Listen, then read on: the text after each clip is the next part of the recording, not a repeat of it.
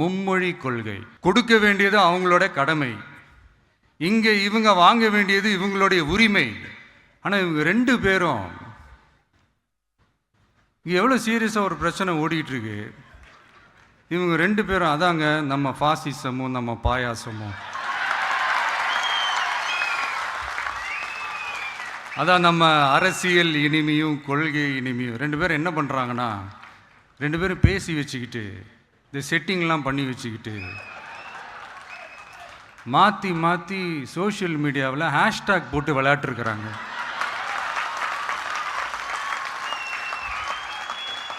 இங்கே என்ன நடந்துக்கிட்டு இருக்கு? அதாவது இவங்க ரெண்டு பேரும் அடிச்சுக்கிற மாதிரி அடிச்சுப்பாங்களாம். அதை நாங்கள் நம்பணுமா? மக்கள் நம்பணுமா? What bro, it's very wrong bro.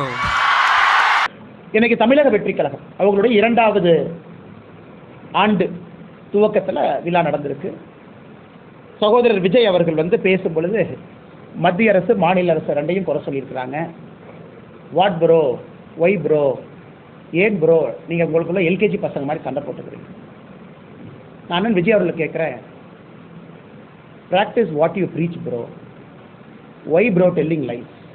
இது சகோதரர் விஜய் அவர்களுக்கு நான் சொல்கிறேன், உங்கள் குழந்தைக்கு 3 மொழி, நீங்கள் நடத்துகின்ற விஜய் வித்யாசரம் பள்ளியில் 3 மொழி, ஆனால் தமிழக வெற்றி கழகத்தினுடைய தொண்டர்கள் குழந்தைங்களுக்கு 2 மொழி. What bro, practice what you preach bro.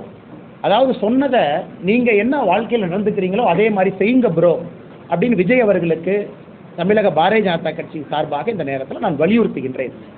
இந்த அரசியலில் மட்டும் முன்னாடிலாம் சொல்லி நம்ம கேள்விப்பட்டிருப்போம், நிரந்தர நண்பனும் நிரந்தர எதிரியும் இல்லைன்னு சொல்லுவாங்க. நிரந்தர எதிரியும் நிரந்தர நண்பனும் இல்லை அப்படின்னு ஒரு பக்கம் சொன்னாலும் கூட, ஒரு கட்சி கொள்கை அடிப்படையில் இருக்கக்கூடிய பாரதிய ஜனதா கட்சிக்கு எதிரி இருக்கிறான், அதில் எந்த மாற்று கருத்தும் இல்லை. அப்படி சொல்லும் பொழுது நாங்களும் காங்கிரஸும் இன்னைக்கு எதிரியா இருக்கோம், நாளைக்கு நண்பாக முடியுமா? வாய்ப்பே இல்லை. ஏன்னா நம்முடைய சித்தாந்தங்கள் வேறு வேறு வேறு வேறு, மக்கள் பார்த்து ஓட்டு போடுறாங்க. அதே போல நாங்களும் பல கட்சிகளும் ஒன்றாக இருக்க முடியுமா? இருக்க முடியாது. அண்ணன் சொன்னதை போல பாசிசம் பாயாசம் ரெண்டுத்துக்கு சேர்த்து சொல்வோம், கெட் அவுட். அதே நேரத்தில் கையெழுத்து இயக்கம் கெட் அவுட், கெட் அவுட்னு ஆரம்பிக்கிறாரு. பிரசாந்த் கிஷோர் விஜய் அவரை பார்த்து கெட் அவுட்னு அவரே சொல்றாரு. இதோட ஆச்சரியம் இந்தியாவிலே பார்த்ததில்லை. கெட் அவுட் ஆரம்பிச்சு ஒரு நிமிஷத்தில் அருமை அண்ணன் பிரசாந்த் கிஷோர் அவர்கள் பக்கத்தில் இருக்கிறாங்க. எல்லாம் கெட் அவுட்னு கையெழுத்து போடுங்க. உடனே ஆதவ அர்ஜுன் அவர் கையெழுத்து போடுறாரு, அண்ணன் புஷி ஆனந்த் அவர் கையெழுத்து போடுறாரு. உடனே பிரசாந்த் கிஷோர் அவர் நான் கெட் அவுட்னு சொல்லிட்டு கையெழுத்து போடாமல் எஸ்கேப் ஆகி போயிட்டார்.